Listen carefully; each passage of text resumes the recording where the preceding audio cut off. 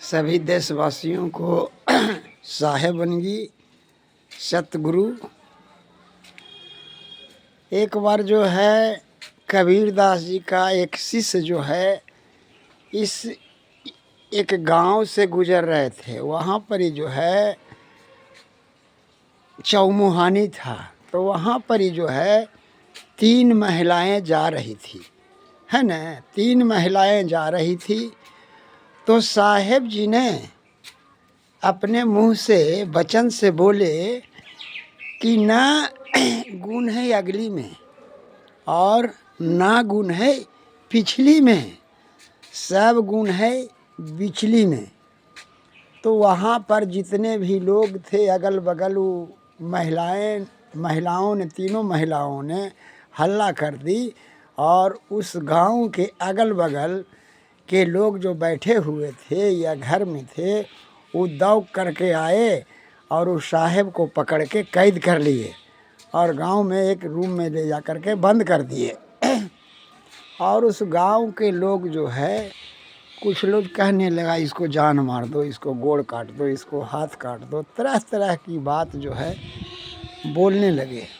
तो साहेब जी ने बोले कि पहले मेरी एक आप लोगों से आग्रह है कि आप लोग से हम बली नहीं हैं, बलिष्ठ नहीं हैं, कभी भी हमको मार सकते हैं, काट सकते हैं, लेकिन हमारी एक जो है आप लोगों से अर्जी है कि एक बात हमारा सुन लिया जाए कि क्या बात है।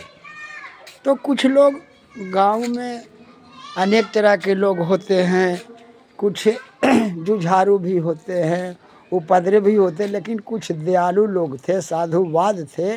उन्होंने कहा ए भाई ठीक है कह रहे हैं, अरे सुनने में क्या है, सब मिल बैठ करके सुन लो।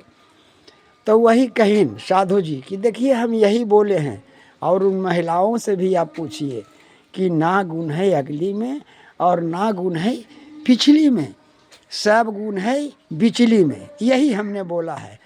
तो उसने पूछे साधु जी और गांव के लोग उस महिलाओं से, तो उन्होंने हाँ भरे कि हाँ यही बात बोले हैं।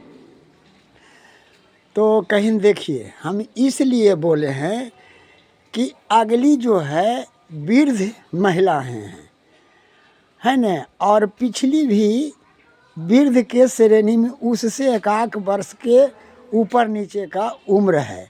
इसलिए उनको कहे कि ये जो है ना तो ये देश सेवा कर सकती है, ना पति सेवा कर सकती है।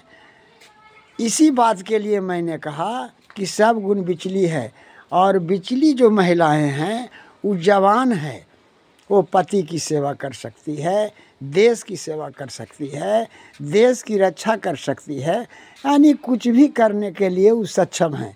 लेकिन ये अगली और पिछली जो है ये सक्षम नहीं है, ना तो इससे देश सेवा हो सकता है और ना पति सेवा हो सकता है। इसीलिए इन लोग जो है अंतिम पादान पर है, इसीलिए इन लोगों को कुछ नहीं होगा। इसीलिए हमने कहा ना गुण है अगली में, ना गुण है पिछली में, सब गुण है बिचली में, यही है। तो सारी गांव वाले बहुत खुश हुए और उनका बहुत आदर सत्कार किया गया, और उन्हें फिर उनसे प्रवचन सुनने लगे उस गांव के लोग। उसके बाद इनको खिलाया पिलाया और जो है धोती गमछा दे करके विदा किया। तो ऐसे लोग हैं, इसलिए अपने अपने सोच को बदलनी चाहिए कि एक अर्थ के पीछे अनेक अर्थ लगाया जाता है, लेकिन वास्तविक अर्थ है वो क्या है, वो समझने की है और सोचने की है और बुझने की है। बस जय सतगुरु, जय साहेब, जय भारत, जय जवान, जय किसान, जय नौजवान, जय